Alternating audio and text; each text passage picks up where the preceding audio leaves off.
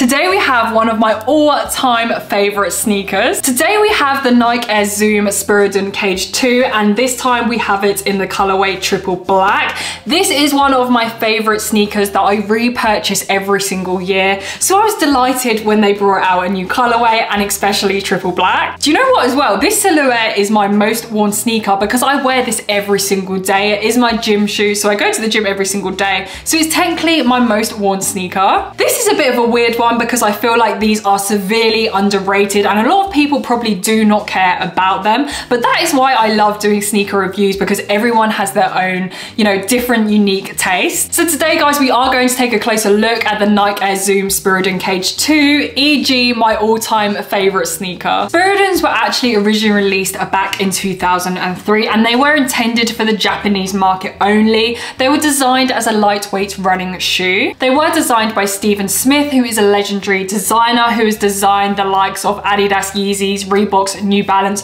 and so many more. In 2020, they actually had a revival and Nike dropped a lot more colorways. They also had a Stussy collaboration as well, which was so beautiful. And that collaboration really brought this sneaker to everyone's attention and was a massive hit. I feel like since then, this sneaker has kind of been flying under the radar. So today, with a new drop of colorway, we are going to take a closer look at the Nike Air Zoom Spiridon Cage 2. Firstly, taking a look at the overall design of this sneaker. It was designed for a running shoe, so it does have a very sporty look. For me personally, it is more of a vintage retro sneaker, obviously kind of designed from the early 2000s, which coincidentally is really on trend at the moment. One of the big things that you will also notice instantly is how light it is in hand as well. That's partly due to the different types of materials, which we'll speak on in a minute. Wrapping around the entire sneaker from the toe box to the back panel is a synthetic honeycomb style mesh upper cage. Within the cages, you can see there is two types of mesh. We have this kind of open mesh,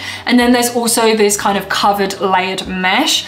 As the upper is mainly mesh, this does allow for a lot of ventilation and flexibility, which again is very useful for a running sneaker, a sports sneaker. The mix of the materials in this sneaker really does allow for this sneaker to stand out without kind of any colors popping out. A unique feature about this sneaker, if we take a look towards the back, is that you will notice there is a portion that has been left open around the ankle, which really does show off the construction of the two layers. So you've got the mesh and then you've got the more synthetic leather material. There is a mesh tongue which sits underneath a lacing system that has 4 loops on either side with double plastic eyelets. This really allows for an easy access to get on and off, and it's easy to loosen and tighten without any faff. At the top of the tongue there is a woven pull tab, which is an additional sporty feature. In terms of the sole, we do have a very sporty sole, and this is probably one of my favorite parts. We have a combination of Phyllite and rubber material.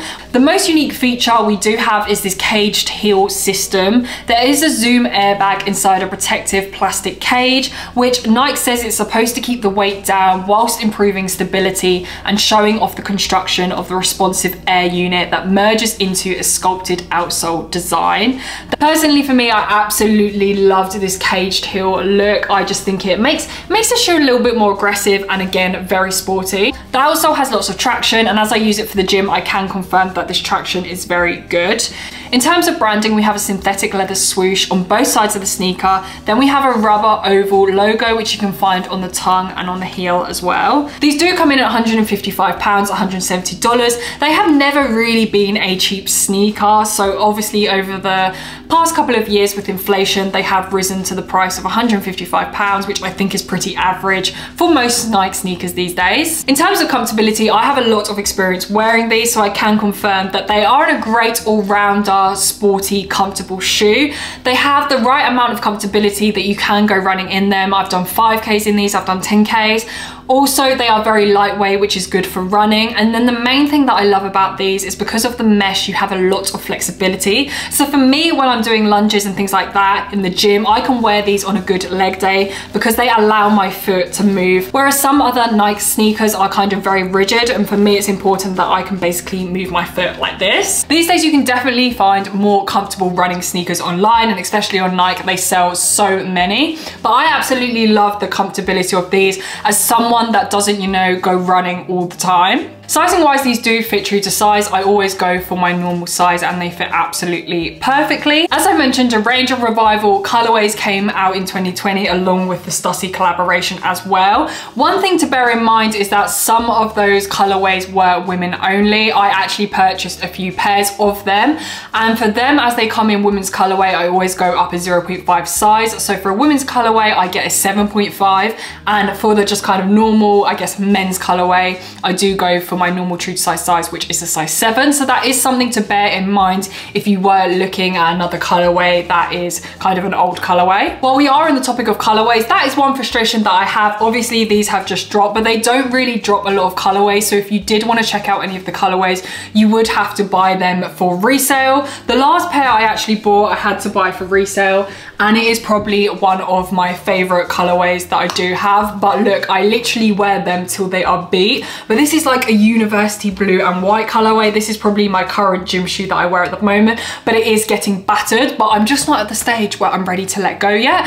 But to be honest with you, that is pretty bad.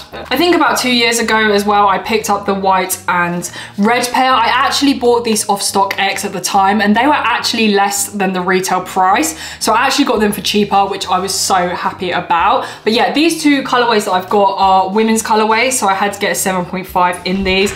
Whereas compared to the normal release, just go for your normal true to size. As I said, I definitely think these are hugely underrated, but one thing for me is that as well as being comfortable and having the kind of practicality side of it, I absolutely love how they look. I just think it's such a sleek silhouette, and it's so different as well to loads of other mesh running trainers. So I would definitely recommend this if you are looking for something that is slightly a bit different. Let me know what you guys think about today's pickup. Let me know as well if anyone else has the same love for these as I do. Thank you guys so much for watching today's video. Don't forget to follow me on Instagram, and I'll see you guys in my next one.